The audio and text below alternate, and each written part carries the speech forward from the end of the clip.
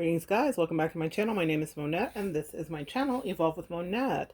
For those of you that are new here, I'm a professional intuitive empath, and if you're interested in booking with me, you can find me on evolvingwithmonette.com. Love to have you come over. We'll take a look at what you need. We'll set up a time for a consultation and we will get started with your reading. Now let's jump into the video.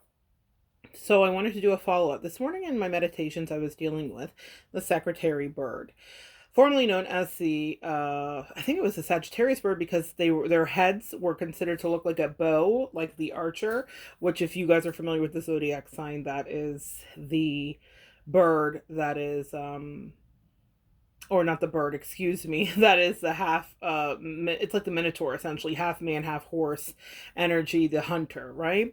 Well, this bird, they're called the killer queens. The secretary bird is called the killer queens. And I just wanted to put a quick addendum up here for anybody interested, because we were talking about battle and warfare this morning. And the thing to know about these birds is they have ferocious abilities to stomp and crush their enemies, specifically one of their favorite little delicacies, which are snakes. And they have this incredible way of doing it so quickly. Their reaction time is faster than the snake. This is their strength versus assessing the snake's weakness. So they are able to, even if the snake strikes it, move faster than the snake when it's striking at it, so that they can continue to pummel it, crush it, and then shred it up with its claws so that it can consume it. Powerful stuff.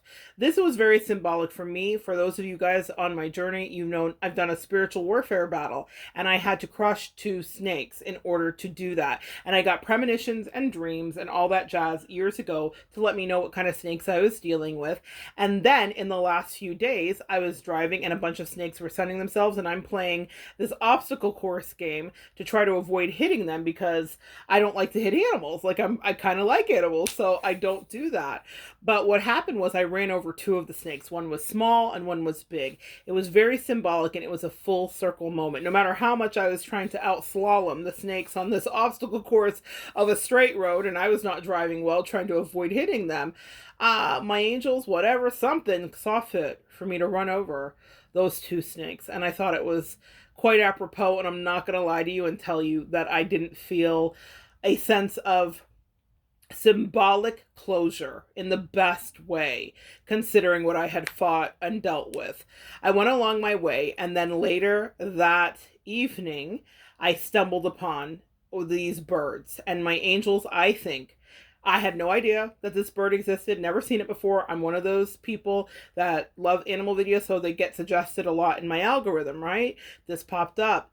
It's by no coincidence. Guys, our angels are always talking to us. An interesting thing, right? These birds are called killer queens. In my development and in my spiritual warfare, I came into my own divine feminine energy, my own queenly energy, my own high priestess energy, my own enchantress energy. You name it, divine feminine. You call yourself whatever you want to, but don't call me not a queen. Amen? In that, I have worked and earned. Queens and empresses usually have many battles that they fought, like the killer queen secretary birds, that fight for their food, fight for their sustenance, fight for their survival, and they have to outwit snakes. Many of you guys have had some snakes to outwit, and I thought it was awfully symbolic and right on time that they sent me this video. They wanted me to understand a little extra dollop of sweetness on top. No offense to any Sagittarius listening, that the bird was formerly known as the Sagittarius bird. Oh, God is so good and so thorough in every single way.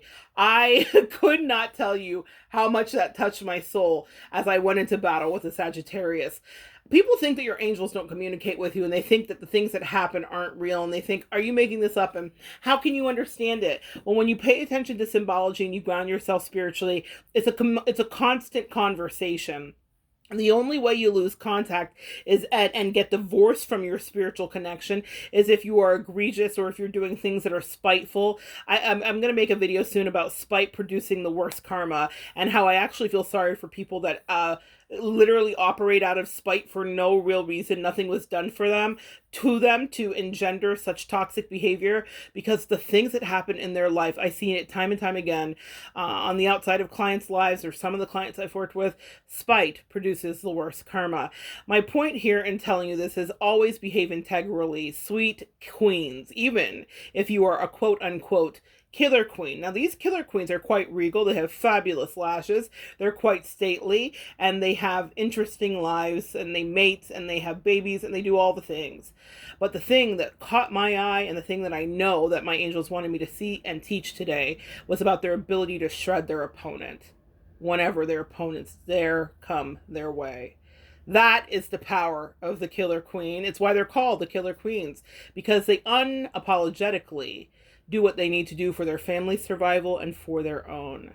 And in doing so, they always embody a backbone, even if they only have vertebrae. I don't know, guys. But no, the vertebrae would be the snake, yeah? So what I'm telling you here is that it's okay for you to stand up for yourself. It's okay for you to fight. It's also okay for you to ask for clarity as you go to bed at night. That was a little nature video I was winding down with. Little did I know that I would get the chef's kiss from sweet baby Jesus, who was like, girl, you have vanquished. You have obliterated. You have decimated. You have emulsified your enemies in every way. And if they should ever come back, remember your regal stance. Never forget your posture, ladies. That's very important. Stand erect, protect yourself, and know that you deserve to do that.